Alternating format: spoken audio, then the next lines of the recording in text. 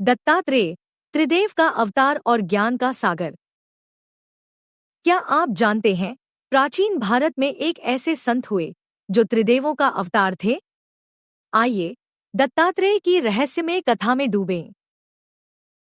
दत्तात्रेय महर्षि अत्रि और अनसुया के पुत्र थे। त्रिदेवों ने अनसुया की परीक्षा ली, पर उनकी पवित्रता के आगे नतमस्तक हो गए।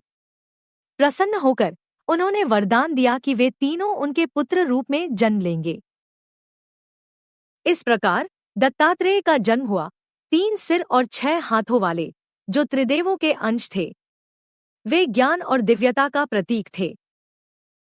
दत्तात्रेय ने सांसारिक मोह त्याग कर अवधूत जीवन अपनाया। उनके 4 कुत्ते 4 वेदों के प्रतीक थे। उन्होंने प्रकृति से ज्ञान प्राप्त किया। मिट्टी, पेड़, नदी और अजगर, हर तत्व से उन्होंने जीवन का एक महत्वपूर्ण पाठ सीखा। उन्होंने प्रकृति को अपना गुरु माना। राजा यदु ने दत्तात्रेय से उनके गुरुओं के बारे में पूछा। दत्तात्रेय ने एक वेश्या की कहानी सुनाई, जिसने आभूषणों के लिए लौटकर शांत मन से यात्रा की। दत्तात्रेय ने समझाया कि हर परिस्थिति में ज्ञान छिपा है, बस उसे पहचानने की आवश्यकता है। हर अनुभव एक शिक्षक है। दत्तात्रेय का ज्ञान अवधूत गीता में निहित है। वे कहते हैं, मैं वह आत्मा हूँ, अनंत और अविनाशी। उनका संदेश है कि मोक्ष त्याग में नहीं, बल्कि हर पल में दिव्यता देखने में है। हर क्षण में ईश्वर का अनुभव करें।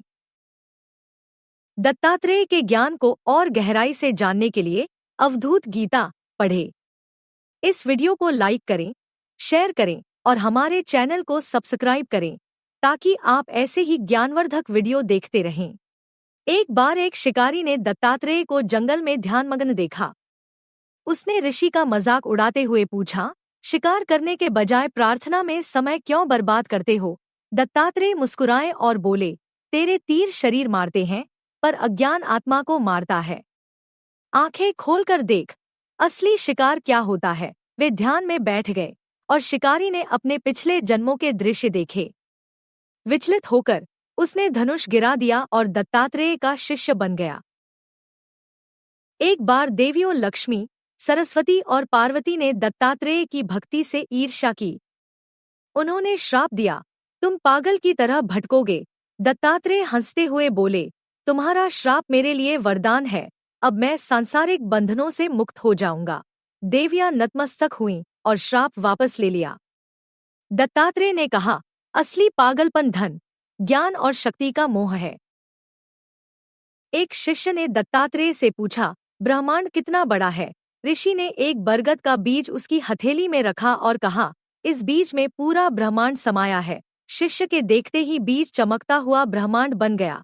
तारे, आकाश गंगाएं और दिव्य प्राणी घूमते हुए। दत्तात्रेय फुसफुसाएं, अनंत अणु में निवास करता है। एक धनपति व्यापारी ने दत्तात्रेय से अमरत्व मांगा। ऋषि ने उसे दर्पण दिया और कहा, गौर से देखो। व्यापारी ने अपना प्रतिबिंब बूढ़ा होते, मिट्टी में मिलते और एक भिखारी के रूप में पुनर्जन्म लेते देखा।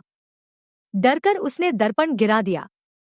दत्तात्रेय बोले, सोना तुम्हारे बाद भी रहेगा, फिर भी उसे अपना कहते हो? केवल आत्मा अमर है।